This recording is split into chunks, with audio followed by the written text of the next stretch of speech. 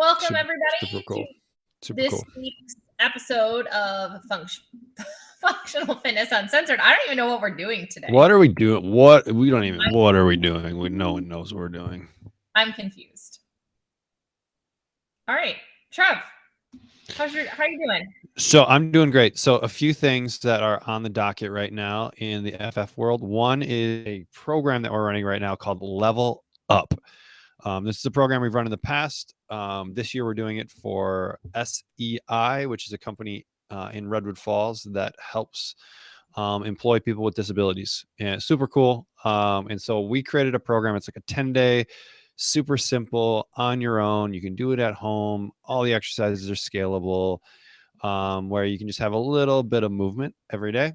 And it's basically a donate what you can type of program. So you go through, you fill out the form, you donate what you can, and then you get the program delivered right to your app on your phone. So super cool, super easy, helps support local organization. And yeah, that's what we got going on. That is really the only kind of major stuff with FF. So today we want to talk about plastics. Okay. Not the plastics from Mean Girls, though. Like plastics in the world. You did not see that coming, did you? It's Wednesday. On Wednesday, we read pink. Come on, Trev. Forgot. I forgot. You must miss me in the gym. So plastics. So a few things, right? One, we know that there are issues with plastics. This is not like some hippie mumbo jumbo, right? Like this is like it's facts, right? And so plastics, to make plastic, right, you have to put a lot of things in it in order to make plastic's awesome. Like it's cool, and it's like one of the like it's a reason humans are awesome. But one thing where we want to be careful with plastic is in things that we ingest. So we'll get some more kind of data here. I'm pulling some up on a different screen, but one like super easy first step is to just get Pyrex or Anchor or some glassware to store stuff in. Because the longer stuff sits inside of plastic, the more time it has to be able to transfer molecules. So I love that Trevor's talking about that. I'm gonna go a totally different way. Okay. Stop buying plastic water bottles. Like the going to the store, buying a case of water, because the longer something sits in plastic, the more that it's pulling. How long do you think it's been for that water to be sitting in that plastic bottle before it actually ends up on the shelf in your store? Right.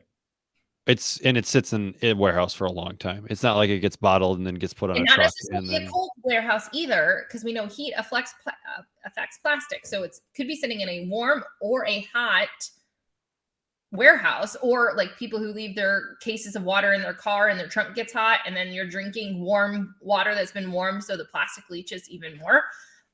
Like that would be one of my first ones. Like I would limit your exposure to water that comes in a plastic bottle. That's an easy one, right? Because there's lots of, and it like don't like freak out about this either. So it's not like, oh, like I'm on the road every once in a while and I grab a plastic water bottle to drink from. Like that's not what we're talking about, right? We're talking about like repeated exposure, and we're talking about like what are the things, little tweaks that you can make in your everyday life that are going to have profound impact, right? So my sister Ashley watched a documentary, and it talked about the water that comes in the plastic water bottle has been found that it's not any better or any cleaner, if not dirtier, than the water that's coming out of your tap. So I'll have to get where she found that information, because her and I were having a discussion about that the other day. But definitely something like to think about. Like your tap water, I mean, yes, might not be perfect, but it usually is significantly cleaner because it goes through water treatment. I mean, water treatment isn't perfect, but it's, better than water in Europe or Mexico. Maybe. Definitely better than the water in Mexico. You're not even allowed to drink. You're not even supposed to drink that when you go there. I mean, Montezuma's Revenge is like a real thing. I've been there. It's not fun. But there's some interesting stuff on water. So I'm going to tangent here for a second. Okay. Um, and I read an article about a guy who lived in Italy for a long time. He's a U.S. citizen, was lived in the U.S. for a long time, and then lived in Italy for months and months and months, and then came back to the U.S. And he noticed his body felt different when he was in the U.S. versus when he was in Italy. And he kind of did all these like deductions, and his theory is it's the water. And I guess in Italy, they use a lot of stone aqueducts still as a way to like transport water. And then like it being its connection to stone and then minerals and all these other things versus in the US, it's very purified, right? It's like very, very purified. And many times it also has other things that it's treated with. And so his kind of theory was it was the water that made him feel different because of how it was handled, which is interesting. It is interesting. Whether or not that's like, I don't know, but there is something to be said, right? Like back I in the mean, it's the day, reason that you're promoting element to put into people's water for minerals. So like it does make sense. yeah, I mean, it's interesting. Obviously, modern day water treatment has done probably more for society as far as like a disease mitigation and clean water for everybody and all of that. You know, you could argue about some of the things that they may use in order to do that, and that shows up in the water a little bit here and there, but like, I mean, I think that's a decent trade-off for um everyone being, for the most part, pretty healthy. But neither here nor there. So plastic water bottles, that's a great one. Storing stuff in plastic, or at the very least, not cooking stuff in plastic, or I should say microwaving, because that's usually where most people do it. Not microwaving in plastic, because like at what Ashley said earlier, is heat is going to increase the ability for molecules to transfer or for the plastic to exchange with the food that you're eating. And so when you heat something up, even if it is like heat resistant, or that just basically means it's not going to melt, right? And so that doesn't mean there's not going to be any transfer. And so then trying to heat up in whether it's ceramic like plates or it's in glass containers is another really good thing to do. But then also looking at back to the storage is especially things that are really acidic. So think like tomatoes. Right, tomatoes are really acidic. So Well, microwave that in plastic. If it changes the color, you know that there's probably some kind of chemical reaction happening that might not be positive. so tomatoes are really acidic, and what we know about acids is acids break things down. And so if you put really acidic foods in plastic, we're going to have more breakdown, more of an exchange between.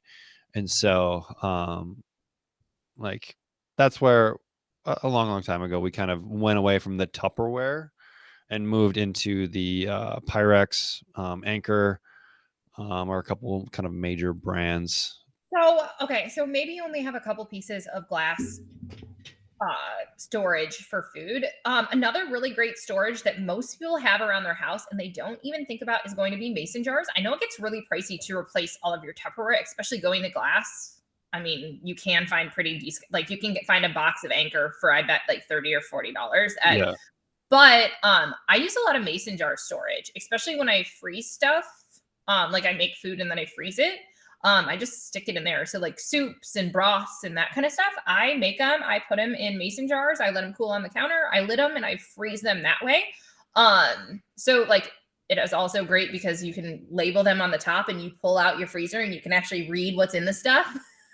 um, why we use plastic bags too. Like this is a great alternative for like stuff you would put in a plastic bag and put into your fridge.